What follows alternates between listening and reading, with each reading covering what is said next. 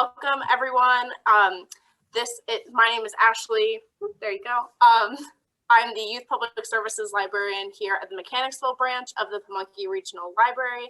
And this is our Day in the Life series where we chat with people who have different careers. So we talked the beginning of the spring session, we talked to a librarian, we've talked to an archaeologist, and today we're talking to a museum professional, and we're joined by Dean Knight of the Poe Museum, which is in Richmond, and I'm super excited to chat with him, and we'll get to know a little bit about what it's like to work, in a museum.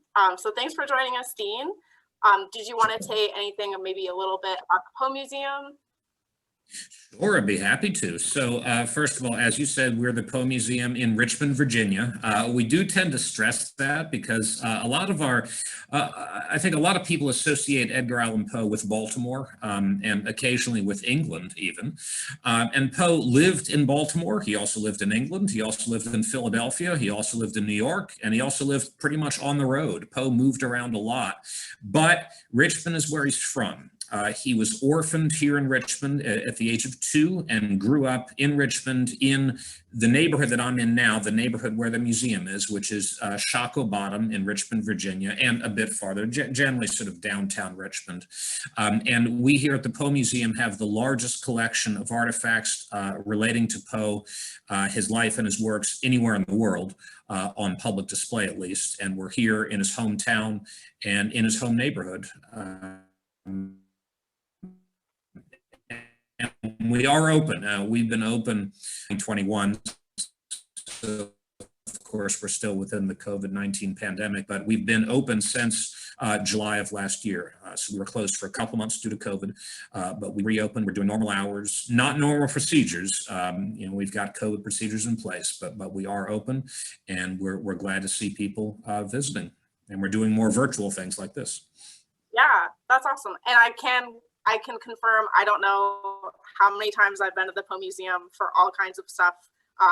Been going for years, and it's an incredible museum. I love it so much. I'm delighted to hear you say that. And as you probably know, I should also throw in a mention of our 2 cats. We have 2 cats that were born basically on the property. Yeah, we have a beautiful garden here that's very much part of our museum, the Enchanted Garden.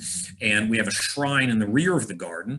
And behind the shrine, 8.5 years ago, possibly on Halloween night, 3 black cats were born. We kept 2 of them. The third one went to live with a former staff member, but the other 2 still live here. Their names are Edgar and Pluto. And so they're definitely a big part of the museum. Oh yeah, definitely. But fixtures, yes. I would say. Definitely. So to get started kind of talking about you, what brought you to museums? I will say I did a little creeping on LinkedIn earlier today and saw that you've worked at a number of museums in the Richmond area. Yeah. So yeah, what brought you to the field? Well, I love museums. As you saw, I've been working in museums for over 20 years now, and I just absolutely love them. When I have a day off, I will sometimes just go to a museum. When I take a trip, I'll go to a bunch of museums. For me, it's sort of the perfect, I think for me, the path not taken is probably that of academia. My father is a professor, and he probably wanted me, well, I know he would have loved for me to have followed in his footsteps, but I didn't follow that path. I think the museum world is probably a bit of a better fit for me. Part of it because it combines that love of travel that I have with a love of literature, and it's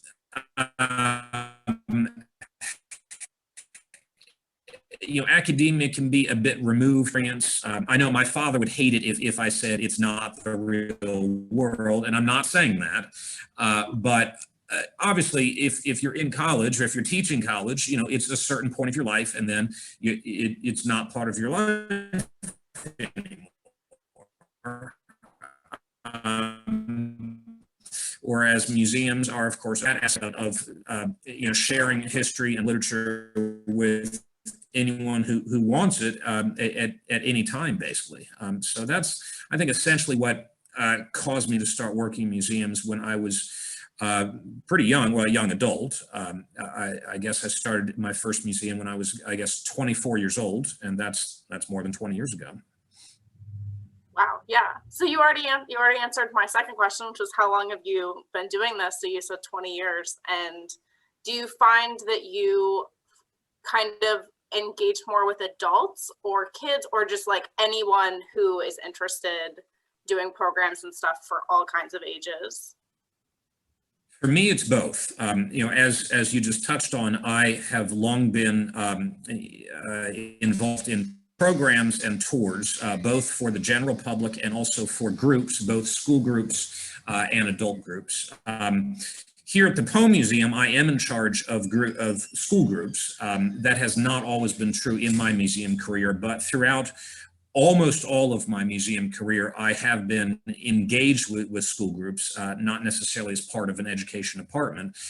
So for me, yeah, I like school groups. I like the upper elementary grades, like fourth and fifth, and middle school and high school, and adults. So I love them all. The younger kids, well, here at the Poe Museum, the younger kids are maybe a bit of a challenge because, of course, our subject matter is not always conducive for for relating with younger kids. But yeah, I like it all. Adults and kids, bring it on. Yeah, but I find that especially with the Poe Museum, I've always found that you guys are constantly like breaking down, I don't know, stereotypes, but like misconceptions about Poe. Like, I feel like that's always the thing that I've taken away from anytime I've visited, is just breaking down the idea that he was very sad and like, and his feelings about stuff, and kind of showing this larger personality. Yeah, I feel like you can share that across ages.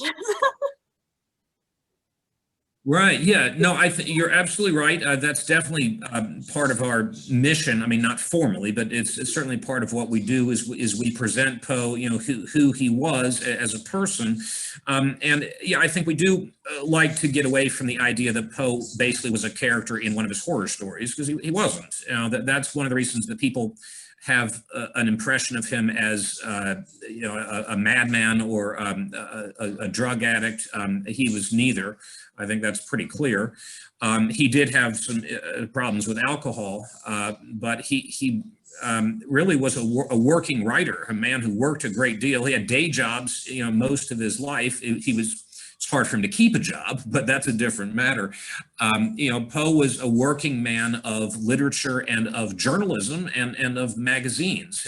His day jobs were pretty much all on the staffs of magazines. His first job actually was just about 5 blocks away from where I'm sitting, at 15th and Main Streets, down here in Shockoe Bottom at the Southern Literary Messenger, where he was more or less the editor of this literary magazine, working hard, all the work that a magazine editor does. Plus, of course, he's writing his own fiction and poetry, and contributing, essays and criticisms. During Poe's lifetime, one of the things he was really known for was his very harsh criticism of many or most of his fellow writers. He was called the Tomahawk Man due to the severity of his criticism. So he was not necessarily a popular guy with many of his fellow writers. Yeah, definitely.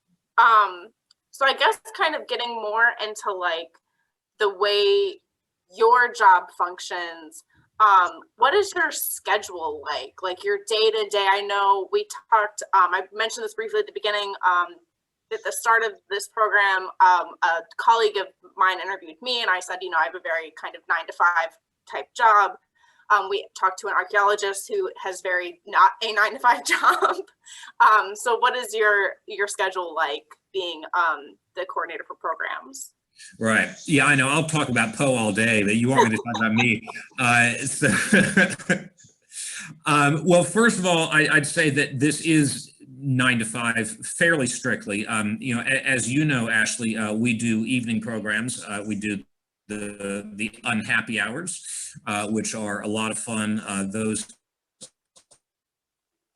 are the fourth Thursday to 9. Had to throw that in. So yeah, it's a 9 to 5 job for the most part. Before COVID, a typical day for me would be certainly checking email and checking phone calls, and I am in charge of scheduling all group tours for adults and for kids. And by scheduling, I mean from the amount of time explaining to them, who we are, how we're set up. We've got 3 different buildings, and how many people you have, and I have to think logistically about breaking down a group. We can take up to 100 people at a time, which may surprise you, given how small we are. Right, but we can do it if I take half of them and I take them into our shrine for a program like our Telltale Heart mock trial, and we have a few others, but that's the most popular one. And then I take the other half and split them again into halves, and then those 2 halves are touring around our 3 buildings concurrently, but of course they have to watch out for each other, while say I'm doing the program in the shrine. And then after 45 minutes, they're switching. So, and I'm in charge of that. So part of the job is definitely figuring out those kinds of logistics, and the timing of when these groups get here, how long they can stay, how long they have to stay. Some of these groups are on very tight schedules. Other times they'll show up and say, sure, we can stay as long as you want us to.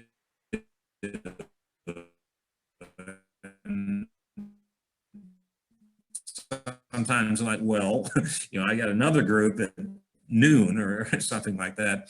But all that happens, I mean, you just have to understand that, whether it's traffic or whether it's being not familiar with the city or whatever. So that's something you have to deal with. You always have to think, well, if this group is late, what am I going to cut? Do I need to cut something, or how much time do they have? Do they have flexibility? Can they stay longer? Do they have to leave at the originally booked time? So yeah, a fair portion of the job is those kinds of logistics and scheduling, both before the group gets here, and then when they're actually here on site, making sure it all goes smoothly. And most of the time, I'm in the program, I'm giving a program or giving a tour while this is happening. I'm not just sort of, sitting in my office overseeing things. I'm in the mix, which I like. I don't like to just sit at my desk all the time. That's why I work in museums, to do programs, to do tours. So I always throw myself in.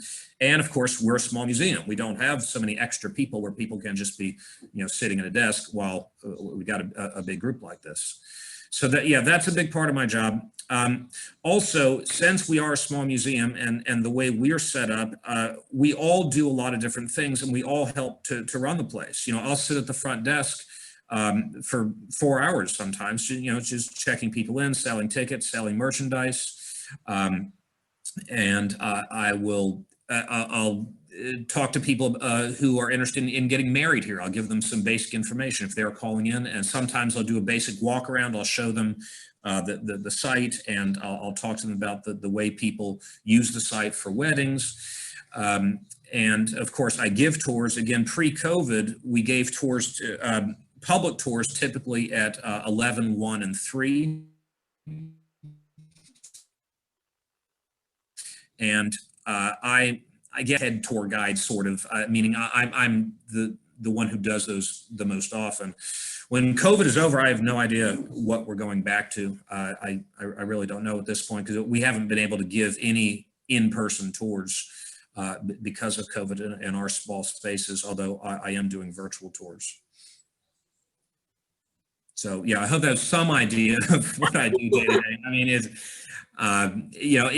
in some ways it's regulated, meaning, it is basically a 9 to 5 job. But in other ways, it's kind of reactive. I'm reacting to what comes into my email or to what walks in the door or what comes on the telephone. Yeah. Are there any, you're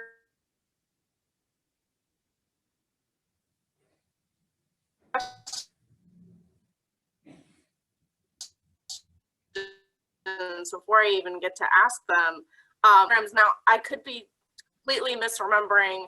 But I thought maybe it's another person who works in the museum who also dealt with volunteers. Now I know that might not be something you're currently doing because of COVID and things like that. But was that you, or am I totally off the mark here? Yes. Now, I may have missed some of that. We had a bit of a transmission issue there, but I think you were asking me about being in charge of volunteers. Is that correct?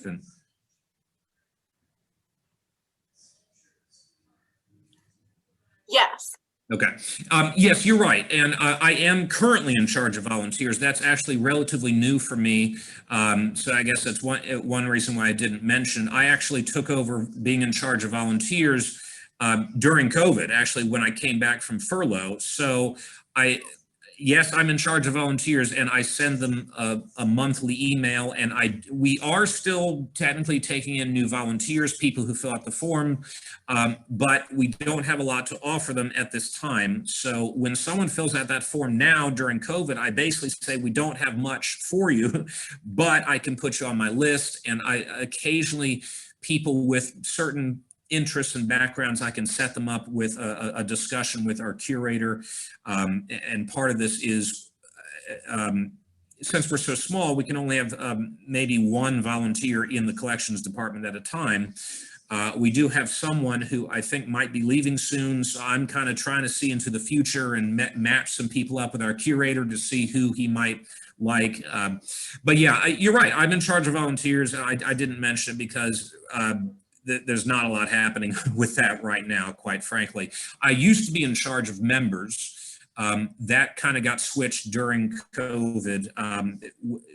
When we were furloughed in early April of last year, I was still in charge of members. When we came back, they moved that around. I'm no longer in charge of members, but now I'm in charge of volunteers. That, again, that's actually another thing that's somewhat characteristic of the Poe Museum that isn't necessarily true in a lot of other places. We do move responsibilities like that around a lot, and a lot of us share responsibilities. Here we all work the desk. I mean, you can't work here and not be able and willing to work the front desk regularly, and especially now during COVID, because we actually sometimes have two desks to spread people out a bit more. Everyone works the desk. Almost everyone gives tours. That's something we're working on. And right now, we've got a couple newer people, and I do always, if we've got one of those big groups, I always need someone at the desk. So in the past, we've gotten by, because, not everyone is comfortable giving tours. Not everyone is comfortable giving school tours. So we've always had the ability to have that one person who wasn't necessarily comfortable with that, who can sit at the desk while the rest of, because we need someone at the desk while the rest of us are doing the tours and the program. So that's been okay. Right now, we have one person who came on board a few months before COVID, who was pretty close to finishing her giving tours training, but it got interrupted by COVID, obviously. We have someone who just started about a month ago who is definitely going to start giving tours eventually once she gets through training and other things. And she was hired to be the facilities coordinator, events and rentals coordinator is what I should say. So that season has started up now, lots of weddings. And so I'm leaving her alone for now on the tour aspect of it, but I'll get her on board soon enough. Yeah. Now, what's something you didn't expect about this job, and what is your favorite part of this job? My favorite part is still absolutely giving the tours and the programs, but for adults, for kids, that's why I'm in museums. It's because for the public speaking aspect of it, to present things to people about topics that I love. I love public speaking, and that's one thing that I don't share with everyone I know. Some people are terrified of it. I'm more comfortable speaking in front of a group than I am talking to one person, like right now. I mean, I'm fine, but I'm seriously more comfortable on stage. and I'm an actor. That's one reason why I have a 9 to 5 job, because I do theater, and theater, at least in Richmond and most places, is sort of built around the idea that everyone who does it works during the week, has a 9 to 5 job, and then does theater in the evenings and weekends. So yeah, for me, definitely my favorite part of the job is that performance aspect of it, essentially giving tours and programs. What didn't I expect? I remember, when I started museums, I just was stuffing so many envelopes that might be part. I used to joke, oh, that was my minor in college, was stuffing envelopes. Now, of course, these days we probably do a bit less of it because we're more digitized and the internet and all that. But we still do it. And if you or anyone watched this doesn't even understand what I'm talking about, what I mean is basically development, fundraising efforts. And people still get stuff in the mail, sometimes fairly thick envelope from a nonprofit organization, a museum or something, basically asking for money. And I get a lot of it every day in the mail. And so there's a lot of that in museums, and people tend to get pulled into doing stuff like that. I've done a lot of it. Yeah. Now, is that, so you've kind of touched on all the different kinds of things that you might have to do at a museum. There's a lot, yeah. So you're still doing, so you do programs, you do volunteers, and you might also still be doing kind of funding, development, outreach kind of things. Well, I'm more like support for that. It's more like, it's more like I'm helping out the people. I'm not asking anyone for money. That's a bit beyond what I'm comfortable doing, and but it's more like support. I mean, literally putting things in envelopes for hours, like especially around the crucial times, like at the end of the year, end of the fiscal year, Christmas time. But yeah, it's a bit involved. That's that sort of thing.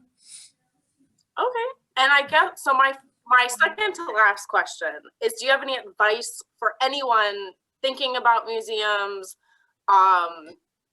Anything like that? I know I didn't bring this up because I don't want, whatever, but I used to work for Colonial Williamsburg doing tours, which I went to William Mary, so it was right down the street. But I had started with like internships and kind of got my foot in the door that way.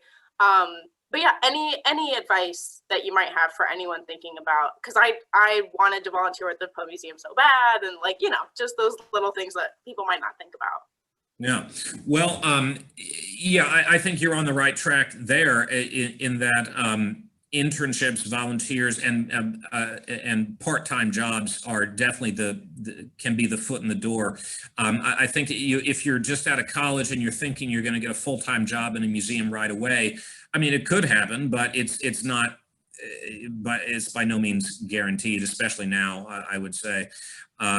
So yeah, definitely. I mean, I'm not telling anyone to not aim high, but absolutely, I think don't see a part-time job as a failure. I see it as if you want to work in museums, then a part-time job is absolutely the way to start. I'm still part-time at the Poe Museum. I have had full-time jobs in museums in the past, but yeah, my current job is part-time, and I have 2 other jobs. So that's the way I'm living my life at the moment, and I love it. I really do. I mean, I would not turn down a full-time job most likely, but that's the trade-off, though, is that I am indeed doing what I love in places that I love, and I'm not getting paid a lot, and I'm not full-time. So yeah, it is the kind of thing where I'm always surprised at someone who's working in a museum who doesn't love the subject or doesn't seem particularly interested. I always think, well, why are you here?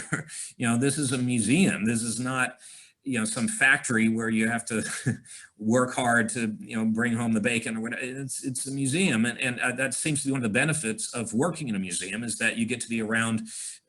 You get to be doing what hopefully you love and being surrounded by things that you're most interested in. So definitely do that. If you're not feeling that way about museums, I think maybe think about perhaps doing something else, I would say. You know.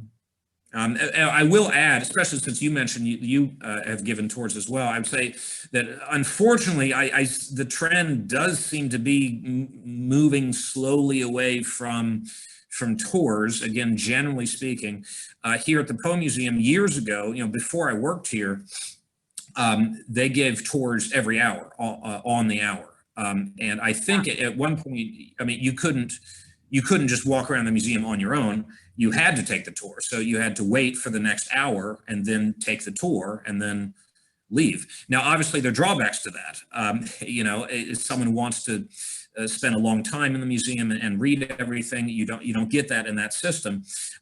So before we shut down for COVID, what we were doing, as I mentioned, was most days, and we made sure not to guarantee this because, again, we're a very small museum. We have to sometimes cancel tours. Is that we did tours at 11, 1, and 3, but anyone could always do self-guided at their own pace. They could stay all day if they wanted to. And I always thought that's actually a good mix because the kind of place where you have to take the tour and you only have that certain amount of time, then some people don't want to do it that way. So at the Poe Museum, we always offer that choice. You can do it self-guided, or if you want, you can wait for the tour, or you could even do both. And again, I'm seeing that places are getting more towards the self-guiding and a bit farther away from the guided tour, which has pros and cons. But if you're looking to get into the field as an interpreter, obviously it's more of a con. Yeah. Oh, definitely. Yeah, I would agree. 100. Yeah. So my final question comes from our branch manager. She wanted me to ask, what is your favorite flavor of Oreo? The problem with that question is that there's so many different kinds of Oreos out there now, it's impossible to keep up. So I've been trying very hard every day.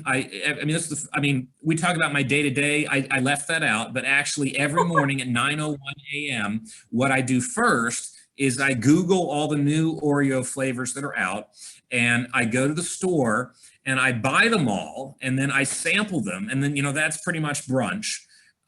So I don't bother with lunch. It's an Oreo brunch.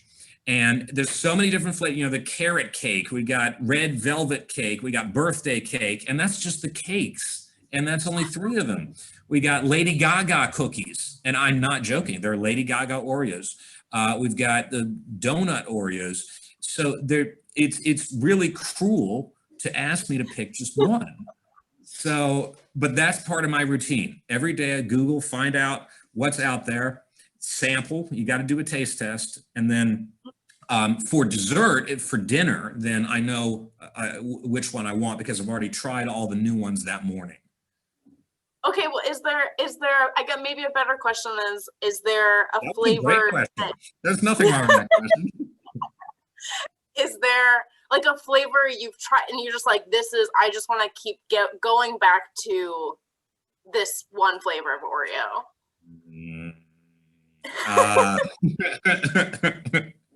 Now I'm trying to think if there was a particular Oreo that Kate and I enjoyed a lot. I think the choices are so many that I can't pick just one.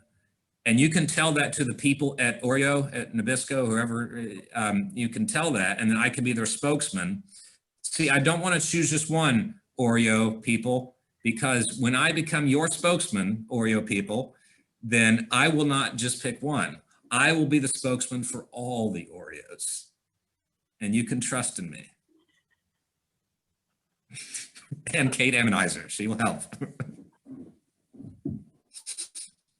Amazing. Well, thank you so much for joining me. This has been lovely. I loved the Oreo part. And she just threw that in right before I got on. She was like, hey, ask about the Oreos.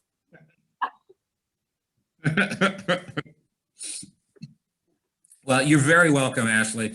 You mentioned volunteering. Did you submit a form recently? Is that what you meant? Is that why you brought that up? Or? I haven't done it recently. When I was in college, I had emailed back and forth a little bit, which now was several years ago. But I might have to get in on that. That's I mean, you guys said you're small, so you don't have a lot of room for volunteers, but I just love the Poe Museum. I can go on and on.